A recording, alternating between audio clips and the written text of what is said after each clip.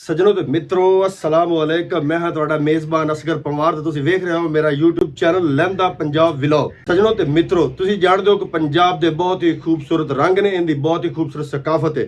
ਉਸ ਸਕਾਫਤ ਵਿੱਚ ਇੱਕ ਖੂਬਸੂਰਤ ਰੰਗ ਛਾਬੇ ਤੇ ਚੰਗੇਰਾਂ ਵੀ ਨੇ।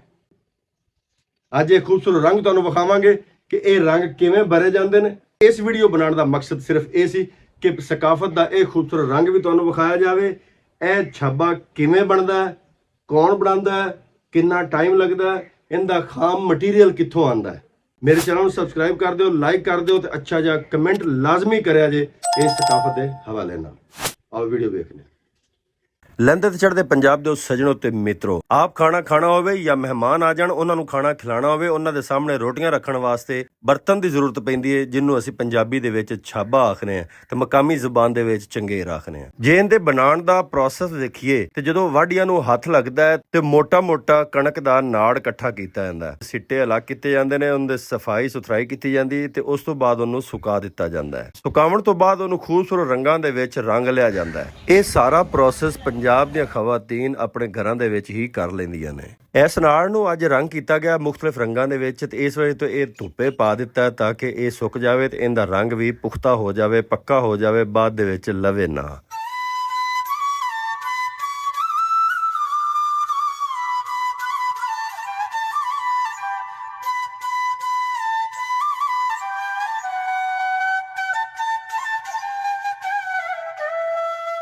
ਮਿੱਤਰੋ, ਜਦੋਂ ਇਹ ਨਾੜ ਤਿਆਰ ਹੋ ਜਾਂਦਾ ਹੈ ਤੇ ਫਿਰ ਖੇਤਰਾਂ ਦੇ ਵਿੱਚ ਜਾ ਕੇ ਤੇ ਦੱਬ ਇਕੱਠੀ ਕੀਤੀ ਜਾਂਦੀ ਲੰਮੀ ਦੱਬ ਨੂੰ ਕੱਟ ਕੇ ਦਾਤਰੀ ਨਾਲ ਲਿਆ ਕੇ ਘਰਾਂ ਦੀਆਂ ਛੱਤਾਂ ਉੱਤੇ ਸੁਕਾਇਆ ਜਾਂਦਾ ਹੈ ਤਾਂ ਕਿ ਇਹਨਾਂ ਨੂੰ ਛਾਬਿਆਂ ਦੇ ਵਿੱਚ ਬਣਾਉਣ ਵਕਤ ਇਸਤੇਮਾਲ ਕੀਤਾ ਜਾਵੇ। ਮਿੱਤਰੋ, ਇੱਕ ਦਰਮਿਆਨੇ ਸਾਈਜ਼ ਦਾ ਛਾਬਾ ਬਣਾਉਣ ਵਾਸਤੇ ਤਕਰੀਬਨ 2 ਦਿਨ ਲੱਗਦੇ ਨੇ।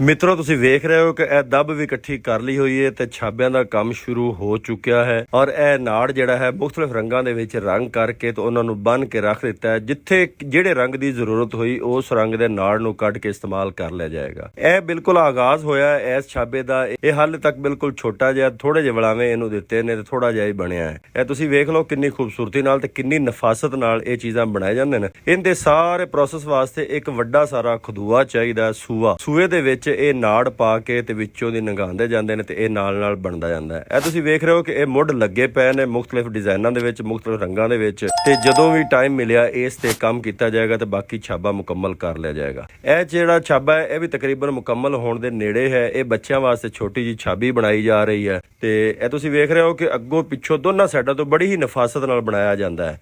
ਇਹਨਾਂ ਚੀਜ਼ਾਂ ਦਾ ਖਾਸ ਤੌਰ ਤੇ ਖਿਆਲ ਰੱਖਿਆ ਜਾਂਦਾ ਹੈ।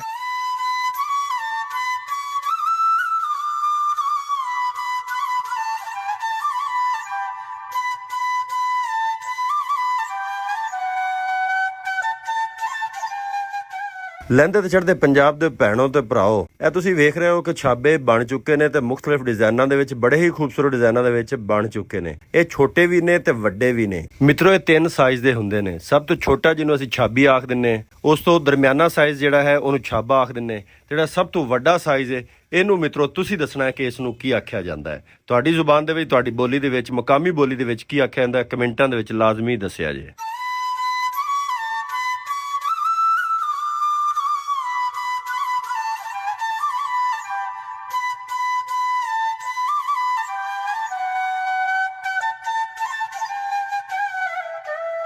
ਮਿੱਤਰੋ, ਪੰਜਾਬੀ ਦੋਸਤ ਦੇ ਘਰ ਜਾਓ ਤੇ ਉਹਨਾਂ ਦੇ ਅਗਰ ਕਮਰੇ ਦੇ ਵਿੱਚ ਨਜ਼ਰ ਮਾਰੋ ਤਾਂ ਤੁਹਾਨੂੰ ਅੰਗੀਠੀਆਂ ਪੜਛੱਤੀਆਂ ਦੇ ਉੱਤੇ ਇਹ ਛਾਬੇ ਸਜੇ ਹੋਏ, ਚੁਣੇ ਹੋਏ ਲਾਜ਼ਮੀ ਨਜ਼ਰ ਆਣਗੇ ਔਰ ਮੁxtਲਿਫ ਰੰਗਾਂ ਦੇ ਵਿੱਚ, ਮੁxtਲਿਫ ਡਿਜ਼ਾਈਨਾਂ ਦੇ ਵਿੱਚ ਬਣੇ ਹੋਏ ਤੁਹਾਨੂੰ ਨਜ਼ਰ ਆਣਗੇ। ਇਹ ਸਾਡੇ ਪੰਜਾਬ ਦੀ ਸਕਾਫਤ ਹੈ ਔਰ ਮਹਿਮਾਨ ਨੂੰ ਜਦੋਂ ਅਸੀਂ ਖਾਣਾ ਦਿੰਨੇ ਤੇ ਇਹ ਸੋਹਣੇ ਤੋਂ ਸੋਹਣੀ ਚੰਗੇਰ ਤੇ ਸੋਹਣੇ ਤੋਂ ਸੋਹਣਾ ਛਾਬਾ ਵੇਖ ਕੇ ਅਸੀਂ ਉਸ ਦੇ ਵਿੱਚ ਰੋਟੀ ਰੱਖ ਕੇ ਦਿੰਨੇ ਆ ਤਾਂ ਕਿ ਮਹਿਮਾਨ ਦੀ ਇੱਜ਼ਤ ਵਿੱਚ ਕਿਸੇ ਕਿਸਮ ਦੀ ਕਮੀ ਨਾ ਆਵੇ। ਇਸ ਤੋਂ ਇਲਾਵਾ ਵਿਆਹ ਸ਼ਾਦੀਆਂ ਦੇ ਵਿੱਚ ਜਦੋਂ ਬੱਚੀਆਂ ਦੀ ਸ਼ਾਦੀ ਕੀਤੀ ਜਾਂਦੀ ਹੈ ਉਦੋਂ ਬੱਚੀਆਂ ਨੂੰ ਇਹ ਬਤੌਰ ਤੋਹਫਾ ਵੀ ਦਰਜਨ ਦਿੱਤੇ ਜਾਂਦੇ ਨੇ ਤਾਂ ਕਿ ਸਸੁਰਾਲ ਜਾ ਕੇ ਇਹਨੂੰ ਕਿਸੇ ਘਰੋਂ ਛਾਬਾ ਨਾ ਮੰਗਣਾ ਪਵੇ, ਇਹਦੇ ਆਪਦੇ ਛਾਬੇ ਹੋਣ।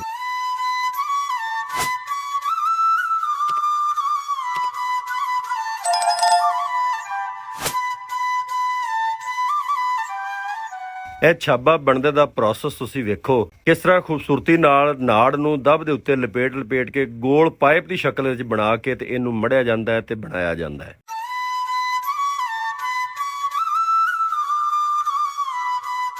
ਸੱਜਣੋ ਤੇ ਮਿੱਤਰੋ, ਉਮੀਦ ਕਰਨਾ ਕਿ ਅੱਜ ਦੀ ਵੀਡੀਓ ਤੁਹਾਨੂੰ ਬਹੁਤ ਪਸੰਦ ਆਈ ਹੋਵੇਗੀ। ਪੰਜਾਬ ਦੀ ਸਕਾਫਤ ਦਾ ਇਹ ਰੰਗ ਵੀ ਤੁਹਾਨੂੰ ਪਸੰਦ ਆਇਆ ਹੈ ਤੇ ਮੇਰੇ ਚੈਨਲ ਨੂੰ ਲਾਜ਼ਮੀ ਸਬਸਕ੍ਰਾਈਬ ਕਰਨਾ। ਮਿਲਾਂਗੇ ਕਿਸੇ ਨਵੀਂ ਵੀਡੀਓ ਦੇ ਵਿੱਚ, ਉਦੋਂ ਤੱਕ ਪਾਕਿਸਤਾਨ ਜ਼ਿੰਦਾਬਾਦ।